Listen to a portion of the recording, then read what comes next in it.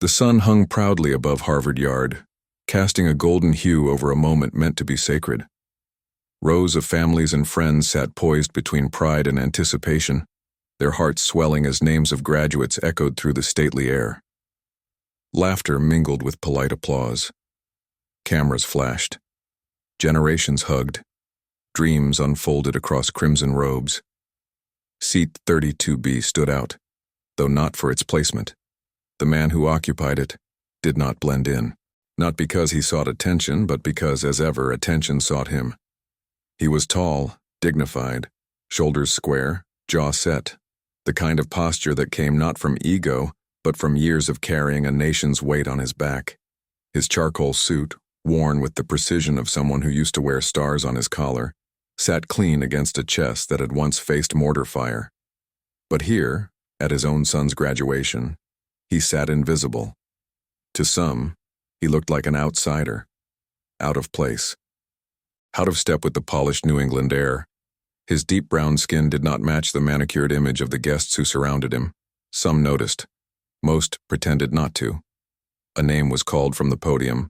A young black man rose in cap and gown, eyes searching the crowd. They locked with the man in 32B for a moment, just long enough to exchange a silent bond. We made it.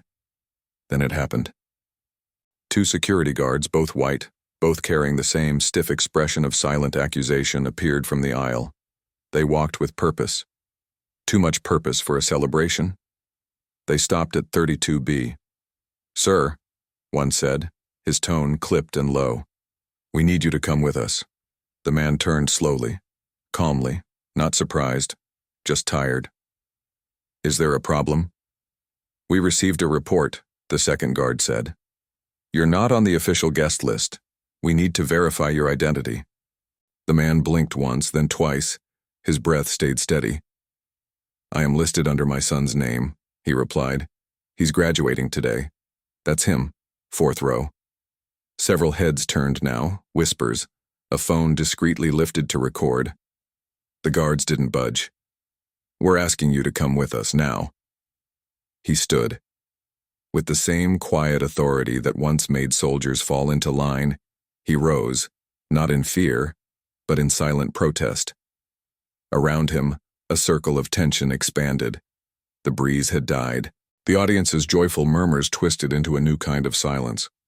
One woman, seated 2 rows ahead, turned and muttered, "What's happening?" Her husband replied under his breath, "I don't know.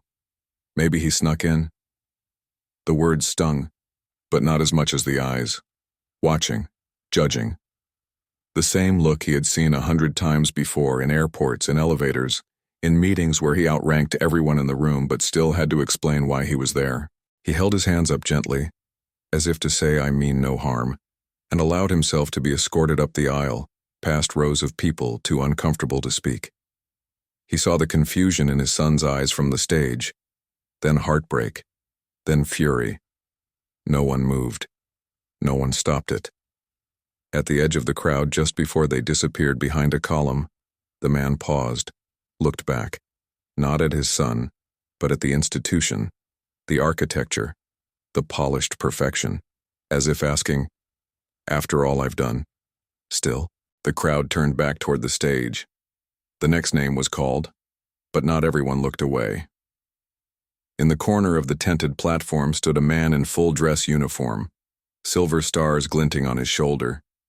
He had watched the entire exchange in silence, and now he stepped forward. A hush fell again. This time, heavier. And then, he spoke. "That man," the general said, loud enough to stop breath itself, "outranks every one of you." The words hit like thunder, gasps, a clatter of someone dropping a phone. The guards froze. And yet, this was only the beginning. Because what came next would expose far more than a mistake. It would reveal a system, and a man who refused to sit quietly in 32B ever again. There are stories that begin on battlefields. Others begin in boardrooms, in courtrooms, in classrooms. His began in silence, in small sacrifices made daily, away from cameras and recognition, Long before Seat 32B, long before Harvard, there was a man who chose a path few fully understand and fewer still truly honor. He had served his country for more than 27 years, not as a bureaucrat in a safe office or as a man who wielded rank without risk. He had led men through desert heat and into cities torn by war. He had stood on tarmacs receiving flag-draped coffins. He had made decisions that kept others alive and carried the weight of the ones he could not save. And through it all, he had done so with quiet dignity, because for a black man in uniform, even valor had to be understated. No margin for error, no space for rage. One misstep, and the uniform would not shield him. It would become a target. His medals were stored in a drawer, not on a mantle. Not because he was ashamed, but because he knew what mattered more: the boy he was raising at home. A boy who once waited by the window for his father to come back from another deployment, who once cried when he saw the scars, who once said, "One day I'll wear a robe too, just like that judge you met." Not a uniform, a robe. The colonel smiled that day. It was the first time he allowed himself to hope that maybe, just maybe, his son's battles would be fought in courtrooms instead of combat zones. And so he planned everything, every step, every day. He invested in education. He said yes to extra assignments, endured long tours, all to provide one thing: options. He rarely spoke of the racism he encountered in service: the commanding officer who once mistook him for a driver, the base administrator who asked if he was lost during a senior staff meeting, the day a fellow officer asked how he got promoted so fast. Each moment etched into memory but never allowed to define him. His promotion to colonel had come late, much later than it should have, but it came. And he took that rank not as a trophy, but as a promise to pave the road wider for those who would follow. On the day of his retirement, the hall was not full. Some of the seats had been left empty, but his son was there, young, bright-eyed, bursting with pride. He clapped harder than anyone. "You did it, Dad," he whispered, hugging him. "Now it's my turn." The colonel never missed a parent-teacher meeting, never skipped a college tour. He saved each acceptance letter like a citation. When Harvard's letter arrived, he read it 3 times before believing it. He had never wept in uniform. But that day, he allowed one tear to fall. So when commencement day arrived, the colonel dressed early. He reviewed the guest pass twice, folded the map of the campus, wore his best suit, not the one he wore to formal events, but the one his son once complimented him on. He arrived 2 hours early, sat alone. He didn't expect to be seen. He had spent a lifetime being overlooked, but he did expect to be allowed to exist. He was wrong. When the guards escorted him away, the memories returned in a rush. The suspicion, the quiet accusations. He had earned his seat in that audience through decades of service, but all they saw was a man who didn't belong. In the small white-walled holding area behind the ceremonial tent, he sat in silence. One of the guards checked a clipboard, then tapped on a walkie-talkie. The other stood by the door. "Are you going to tell me what this is about?" the colonel asked, calm but firm. The first guard didn't meet his eyes. "We're just following protocol, sir." Protocol. That word again. The word that allowed injustice to wear a badge. That word that gave permission to question the presence of a black man in a space of excellence. That word that had been used to justify denial after denial throughout his career. He folded his hands and stared straight ahead. Across campus, his son stood frozen behind the stage, eyes wide, heart pounding. He had seen his father taken, in front of the entire class, and no one had stopped it, until a voice rang out. "The man you removed," the general had said, "is a retired United States Army colonel. He led troops in Kandahar and Mosul. He trained half the officers in your security unit, and he has more right to sit in that seat than most of us standing on this platform." Gasps. Phones raised. Administrators exchanged stunned glances. The guards were ordered to release him immediately. The colonel was escorted back through the crowd, but now the walk was different. People parted for him. A few clapped awkwardly. Others just looked away, unsure whether to apologize or pretend they hadn't seen. He returned to Seat 32B. His son was on stage now, diploma in hand, trying to keep his face steady. But the crowd watched him with new eyes. A Harvard graduate, son of a colonel, child of a nation that loved his father's service, but not his presence. And still, so that was not the end. Because what came next would not just involve apologies. It would force Harvard and the country to ask a deeper question. Why is it that a black man must wear a uniform, earn medals, and serve decades, just to be treated like he belongs? And who speaks for those who never had a general to defend them? The graduation ceremony resumed, but the atmosphere had changed. A visible discomfort hovered in the air like a storm that had not fully passed. Names continued to be read aloud. Diplomas were handed out.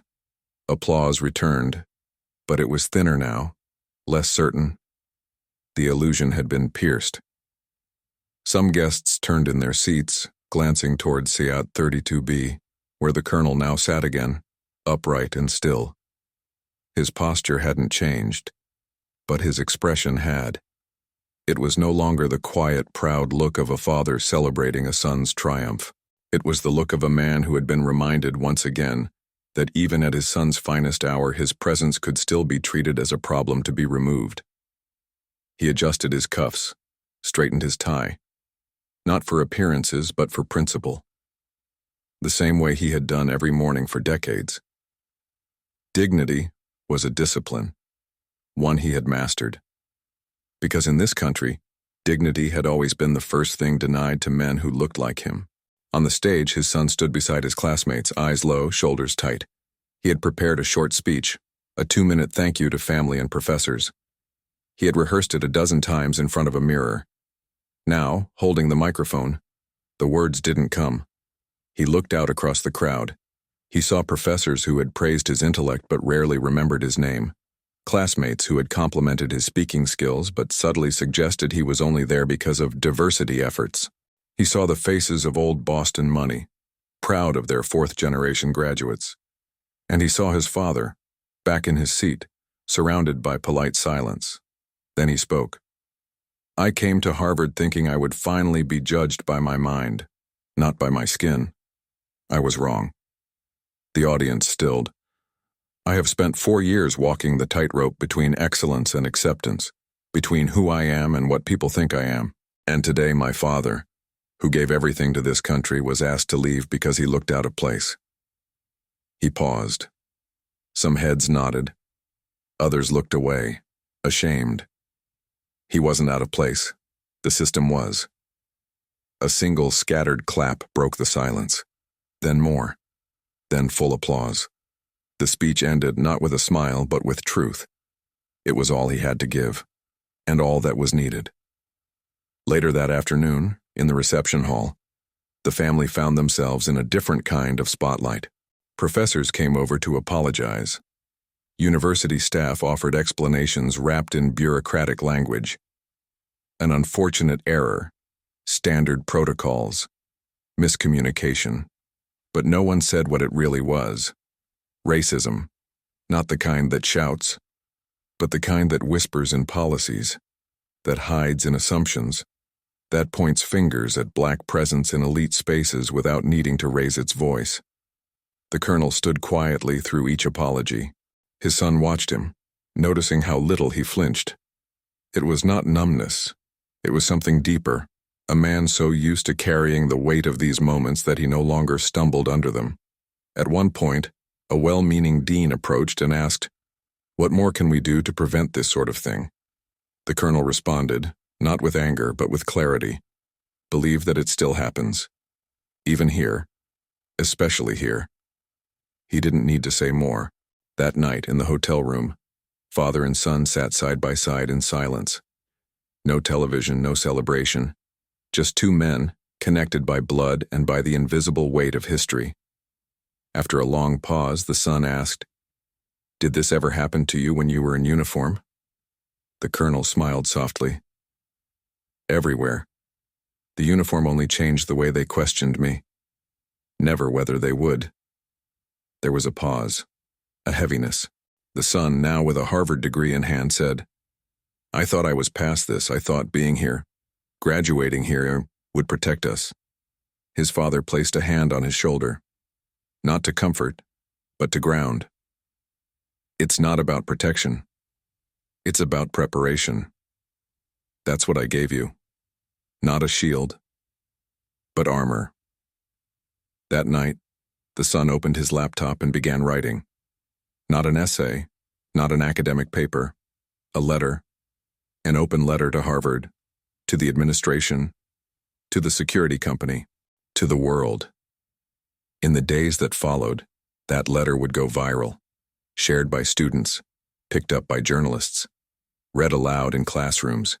It would spark debates, op-eds, campus meetings. But more than that, it would invite stories. Dozens of Black families came forward, parents who had been followed, graduates who had been questioned, staff members who had been mistaken for janitors, alumni who had changed their names on resumes just to be hired. Harvard, the oldest and wealthiest university in the country, suddenly found itself at the center of a reckoning it could no longer intellectualize away. But something deeper was coming, because this wasn't just about one incident or one apology.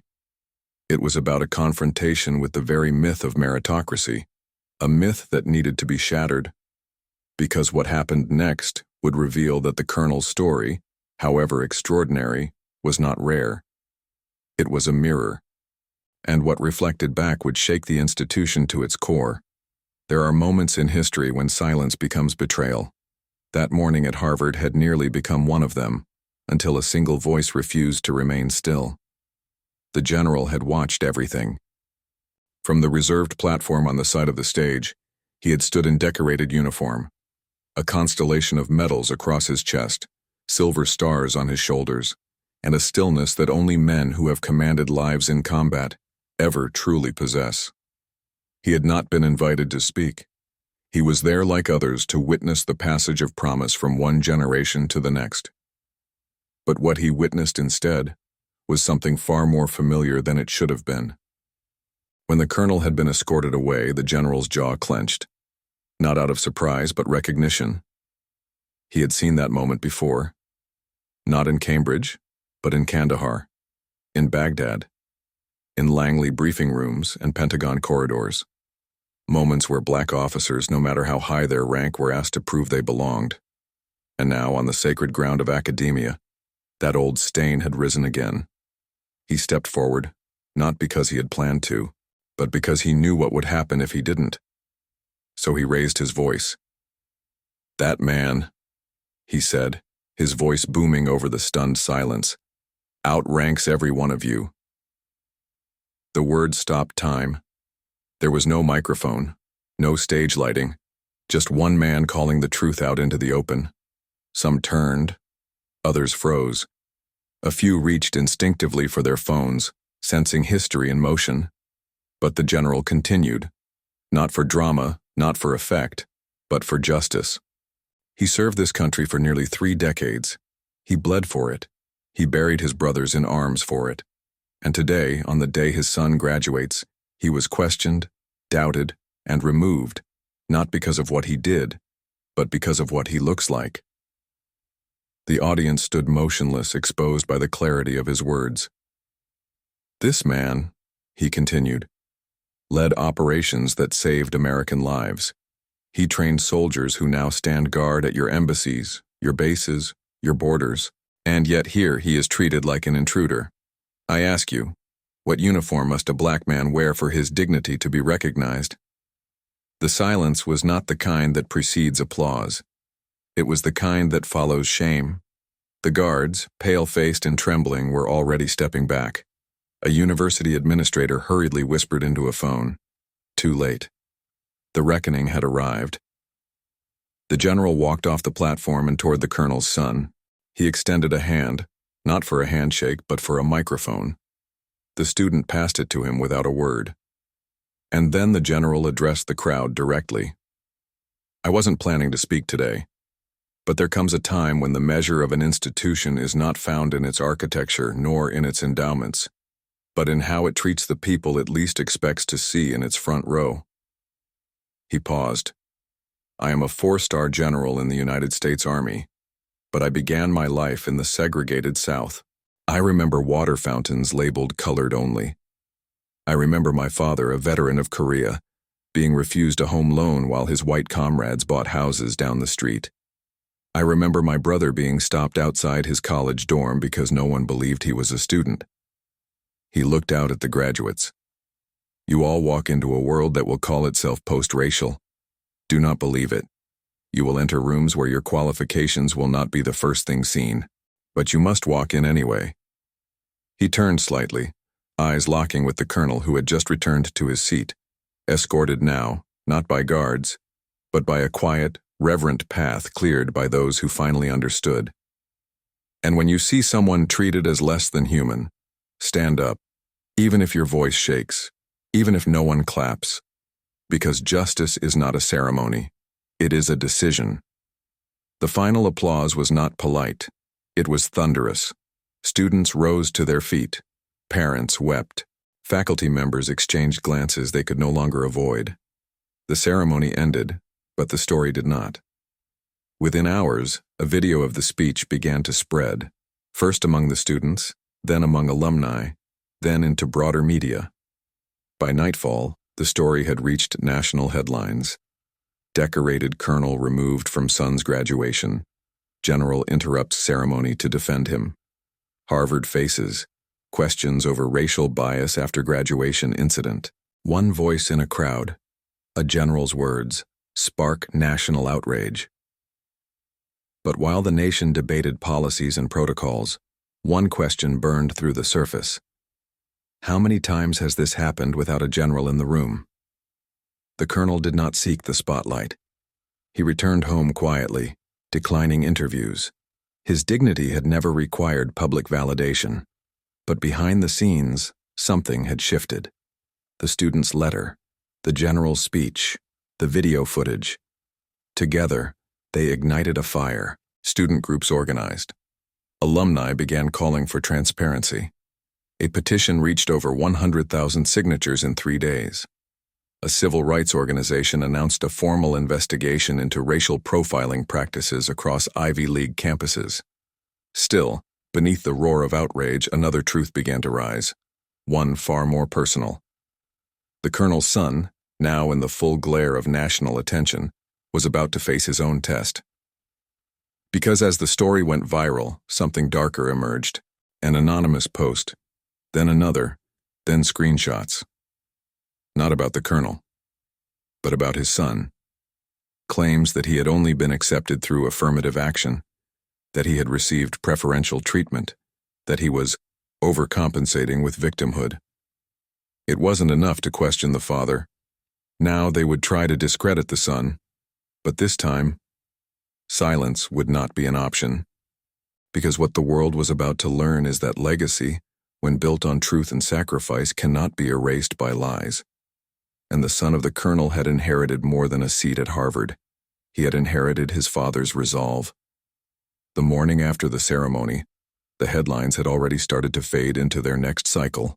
The public, hungry for outrage but fickle with attention, had begun shifting to the next scandal, the next controversy, the next fleeting fury. But inside a modest townhouse miles away from the marble halls of Harvard, the story was only deepening. The colonel sat at the kitchen table, hands wrapped around a lukewarm mug of coffee. He had barely slept, not from distress, but reflection. Years of disciplined stillness had taught him how to carry pain without allowing it to overflow. But something about yesterday's humiliation had struck differently. It wasn't just that he had been removed. It was that it had happened in front of his son. He had lived his life believing that if he served with enough honor, if he walked with enough dignity, if he raised his son with enough discipline and excellence, they might one day be spared what he had endured. Now he knew there was no uniform that could protect a black man from the suspicion of simply existing. Across from him, his son sat hunched over his laptop, reading. A storm behind his eyes. He was not searching for peace.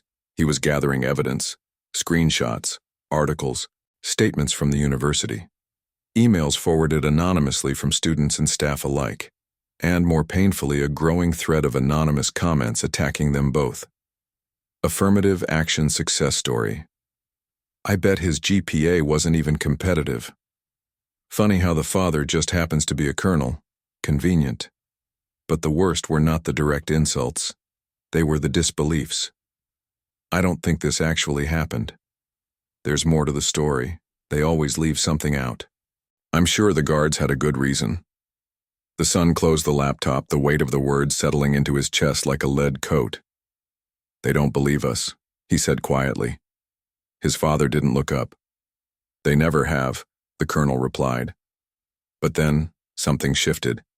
The son stood, walked to the bookshelf in the corner of the room, and pulled down a leather-bound folder. Inside were photographs. Old ones. The colonel in uniform, standing with his unit in Afghanistan, shaking hands with generals, delivering folded flags, commanding respect. In another photo, he stood at his son's high school graduation. Behind them, a banner that read, "Excellence through honor." Why have we hidden this? The son asked. Why have we never told the whole story? The colonel looked at his son with an expression caught between pride and weariness. Because I was tired of proving I belonged. There was a pause. I understand, his son replied. But maybe, now it's time we stop hiding. The decision came slowly, then all at once. They would not retreat. They would not wait for a university committee to produce a carefully worded report. They would take control of their own story. A week later, the son stood before a packed auditorium on campus, this time not as a graduate but as a witness. He had been invited by a coalition of students and faculty who demanded answers. The incident had exposed not only racial profiling, but a culture of subtle exclusion that had gone unchecked for decades. He stepped up to the podium, a folder in hand.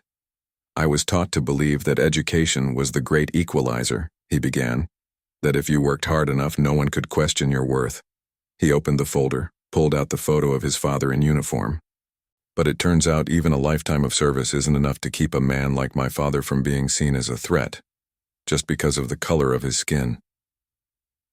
A hush fell over the room. This isn't just about a mistake.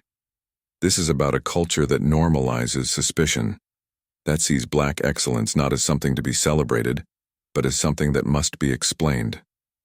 He shared what the cameras didn't capture, the silent glances, the coded language, the way professors had questioned his thesis proposals with extra scrutiny, how he was asked 3 times in his freshman year whether he was on athletic scholarship. His voice did not shake. He had inherited his father's stillness. This university wants to move forward. I believe it can, but not without accountability, not without change, and not without hearing from the people who have been overlooked, undermined, and erased. By the time he finished, the room stood in unison, not out of obligation, but respect. And then, quietly, from the back of the room, the colonel stepped forward. He had not planned to speak, but his son looked toward him, eyes steady, inviting. And so the colonel approached the podium, slowly, without fanfare. I did not ask for recognition, he began. I only asked to sit and watch my son graduate. He looked across the faces before him. I have spent my life defending a nation that still does not know how to defend me. That is not a complaint. It is a truth.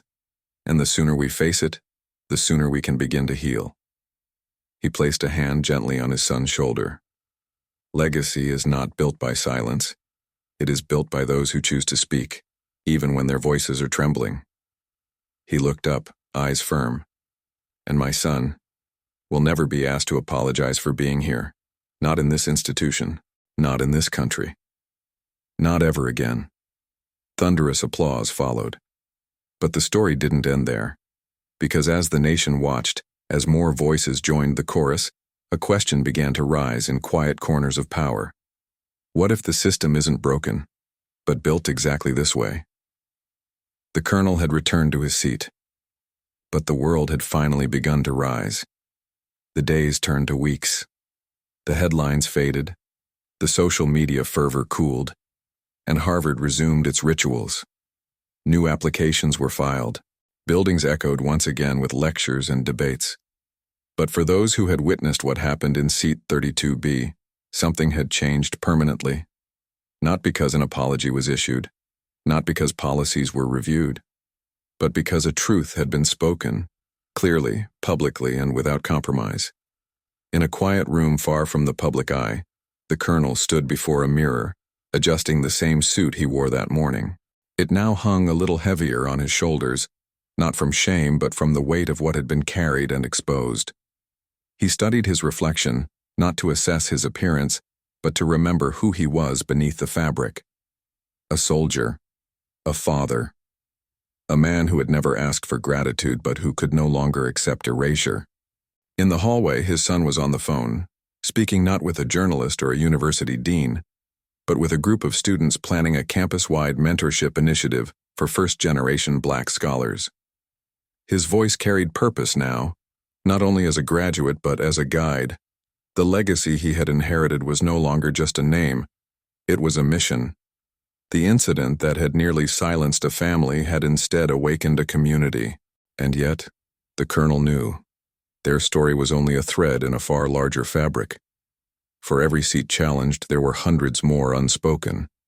For every man like him, there were others who had not been defended by a general's voice, who had been escorted away in silence and disappeared into memory. As he stepped outside, sunlight filtered through the trees, gentle, ordinary, unchanged. But he knew better now. Change doesn't begin in courtrooms or campaign speeches. It begins in moments of discomfort. It begins when silence is broken. It begins when a man refuses to leave his seat, not out of defiance, but out of devotion. To truth, to dignity, to his child's future.